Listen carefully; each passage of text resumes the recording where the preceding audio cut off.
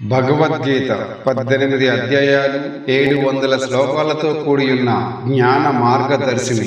మానవ జీవితానికి దిశానిర్దేశం చేసే పరమాత్మ జ్ఞానోపదేశం. భగవద్గీత మహాభారతం యొక్క సమగ్ర సారాంశం.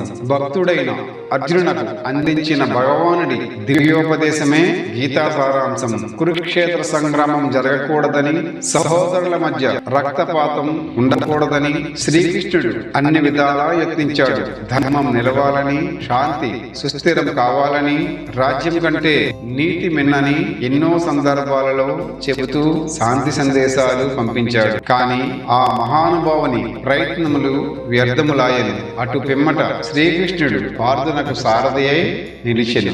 భగవద్గీత 4వ అధ్యాయం జ్ఞానయోగం.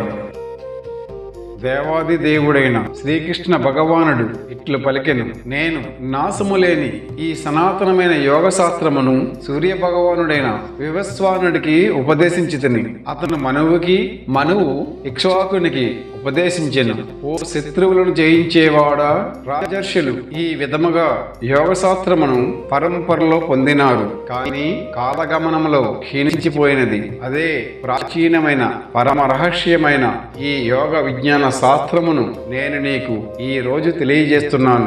ఎందుకంటే నీవు నా మిత్రుడవు మరియు భక్తుడవు. ఈ అలౌకిక జ్ఞానాన్ని అర్థం చేసుకోగలవాడవు. అర్జునుడు పలికెను: నీవు వివస్వానుడి తర్వాత ఎంతో కాలానికి పుట్టావు. మరి నీవు ఈ విద్యని అతనికి ప్రారంభంలోనే ఉపదేశించావు అంటే నేను దాన్ని ఎలా అర్థం చేసుకోవాలి? శ్రీ భగవానుడు ఇలా పలికెను: మనిద్దరికీ ఎన్నో జన్మలు గడిచినవి. ఓ అర్జున, నీవు వాటిని మర్చిపోయావు, కానీ అవన్నీ నాకు జ్ఞాపకం ఉన్నాయి. ఓ పరంతప, నేను పుట్టిక లేనివాడిని అయి ఉండి కూడా, సమస్త ప్రాణులకు ప్రభువునై ఉండి కూడా, నాశము లేని వాడినై ఉండి కూడా నేను ఈ లోకములో యోగమాయా దివ్య శక్తిచే అవతరిస్తుంటాను. ఎప్పుడైతే ధర్మం క్షీణించినో, అధర్మము ప్రబలనో, ఓ అర్జున, ఆ సమయములో నన్ను నేను భూలోకములో సృజించుకుంటాను. ధర్మాత్ములను కాపాడటానికి, దుష్టులను నిర్మూలించటానికి మరియు ధర్మసూత్రములను తిరిగి ప్రతిష్ఠించటానికి నేను ఈ లోకములో ప్రతి యుగమునందు అవతరిస్తాను.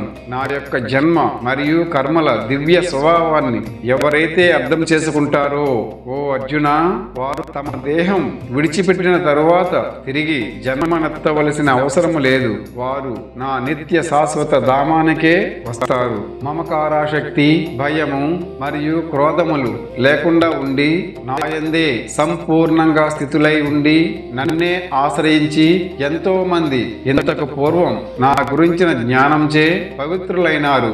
మమకారాశక్తి, భయము మరియు క్రోధములు లేకుండా ఉండి, నాయందే సంపూర్ణంగా స్థితులై ఉండి నన్నే ఆశ్రయించి ఎంతో మంది ఇంతకు పూర్వం నా గురించిన జ్ఞానంచే పవిత్రులైనారు మరియు ఆ విధంగా నా దివ్య ప్రేమను పొందితిరి. నాకు ఏ ప్రాకారంగా మనుషులు శరణాగతి చేస్తారో నేను వారికి ఆ విధంగా ప్రతిస్పందిస్తాను. తెలిసినా తెలియకపోయినా అందరూ నా మార్గాన్ని అనుసరిస్తారు. ఓ ప్రియమైన అర్జున, ఈ లోకంలో భౌతిక కర్మలలో విజయం కోసం కోరికతో ఉండేవారు దేవతలను పూజిస్తారు. ఎందుకంటే భౌతిక ప్రతిఫలాలు త్వరగానే సిద్ధిస్తాయి. జనుల గుణములు, కార్యకలాపముల ఆధారంగా 4 రకాల వృత్తి ధర్మములు నా చేత సృష్టించబడ్డాయి. ఈ వ్యవస్థకి నేనే సృష్టికర్త అయినా నన్ను ఆ కర్తగా మరియు సనాతనగా తెలుసుకొనము. కర్మలు నన్ను అంటవు. నేను కర్మ ఫలములయందు కూడా ఆసక్తుడను కాదు. ఎవరైతే నన్ను ఈ విధముగా తెలుసుకొందరో వారు కర్మబంధములలో చిక్కుకొనరు. ఈ సత్యమును తెలుసుకొని ప్రాచీన సమయంలో మోక్షం పొందగోరిన వారు కూడా తమ కర్మలను ఆచరించారు. కాబట్టి ప్రాచీనమునుల అడుగు జాడలలో నడుస్తూ నీవు కూడా నీ కర్తవ్యమును నిర్వర్తించము. కర్మ అంటే ఏమిటి, అకర్మ అంటే ఏమిటి? వివేకవంతులు కూడా దీనిని అర్థం చేసుకోవడంలో భ్రాంతి నొందియున్నారు. అందుచే ఇప్పుడు నేను నీకు కర్మ రహస్యము వివరిస్తాను. చేస్తాను. దీనిని తెలుసుకోవటం ద్వారా నిన్ను నీవు భౌతిక బంధముల నుండి విముక్తుడవు కాగలవు. కర్మ, వికర్మ మరియు అకర్మ. నీవు ఈ మూడింటి యొక్క స్వభావాన్ని గురించి తప్పకుండా తెలుసుకోవాలి. వీటి గురించి ఉన్న యథార్థం నిగూఢమైనది మరియు అర్థం చేసుకోవటానికి క్లిష్టమైనది.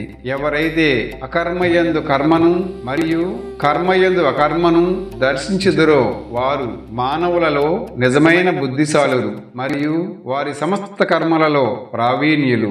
ఎవరి యొక్క సమస్త కర్మలు భౌతిక సుఖాల వాంఛలకు అతీతంగా ఉంటాయో మరియు ఎవరైతే తమ సమస్త కర్మల ప్రతిక్రియలను జ్ఞానాగ్నిలో భస్మం చేస్తారో అట్టి వారు జ్ఞానోదయమైన మునులచే పండితులు అనబడతారు. ఇటువంటి జనులు తమ కర్మ ఫలములపై మమకారం త్యజించిన పిదప ఎల్లప్పుడూ తృప్తితో ఉంటారు మరియు బాహ్య వస్తు విషయములపై ఆధారపడరు. కర్మలలో నిమగ్నమై ఉన్న వారు ఏమీ చేయనట్టే. ఆశారహితుడై ఉండి ఏది నాది అన్న భావన లేకుండా మనస్సు ఇంద్రియములు పూర్తి నియంత్రణలో ఉంచుకున్న వానికి శరీరంతో కర్మలు చేస్తూనే ఉన్నా ఏ పాపము అంటదు. లభించిన దానితో సంతృప్తి చెంది అసూయ రహితులై వారు సుఖదుఖాలు, లాభ నష్టాలు వంటి వాటికి అతీతులై ఉంటారు. అన్ని విధముల పనులు చేస్తూనే ఉన్నా గెలుపు ఓటమిలలో సమర్థ బుద్ధితో ఉండి వారు తమ కర్మలచే బంధింపబడరు. అటువంటి వారు ప్రాపంచిక అనుబంధాల నుండి విముక్తి చేయబడతారు మరియు వారి బుద్ధి ఆధ్యాత్మిక జ్ఞానములో స్థితమై ఉంటుంది. వారు చేసే ప్రతి పని యజ్ఞముగా ఉంటుంది కాబట్టి వారు అన్ని రకాల కర్మ ప్రతిచర్యల నుండి విముక్తి చేయబడతారు. సంపూర్ణ భగవద్ధ్యాసలోనే నిమగ్నమై ఉన్న వారికి హోమద్రవ్యము బ్రహ్మమే, దానిని యజ్ఞంలో సమర్పించడానికి ఉపయోగించే స్రువము బ్రహ్మమే, యజ్ఞాగ్ని కూడా బ్రహ్మమే. ఆ విధముగా భగవంతునిగా చూసేవారు భగవంతుణ్ణి సునాయాసముగా పొందుతారు. కొంతమంది యోగులు భౌతికమైన వస్తువులు సమర్పిస్తూ దేవతలను పూజిస్తారు. మరికొందరు శ్రవణ మరియు ఇతర ఇంద్రియములను ఇంద్రియ నిగ్రహణ అనే యజ్ఞాగ్నిలో సమర్పిస్తారు. మరికొందరు శబ్దాది ఇతర ఇంద్రియ విషయములను ఇంద్రియాగ్నిలో ఆహుతిగా సమర్పిస్తారు. మరికొందరు కఠినమైన నిష్టలను యజ్ఞంలా సమర్పిస్తారు. కొందరు 8 అంచెల యోగాభ్యాసాన్ని ఆచరిస్తారు. మరికొందరు కఠినమైన నిష్టలను ఆచరిస్తూ వేద శాస్త్రాలని చదువుతూ జ్ఞానాన్ని పెంచుకోవటమే యజ్ఞంలా చేస్తారు. మరికొందరు బయటకు వెళ్లే శ్వాసయందు లోనికి వెళ్లే శ్వాసను సమర్పిస్తారు. కొందరు ప్రాణశక్తి నియంత్రణలో నిమగ్నమై ప్రాణాయామాన్ని నిష్ఠతో అభ్యాసం చేస్తూ అట్టి యజ్ఞ ఫలమనడి అమృతమును ఆస్వాదించిన వారు సనాతన ధామం వైపునకు పురోగమింతురు. మరికొందరు ఆహారమును నియంత్రించి ప్రాణవాయువునందే యజ్ఞముగా అర్పింతురు.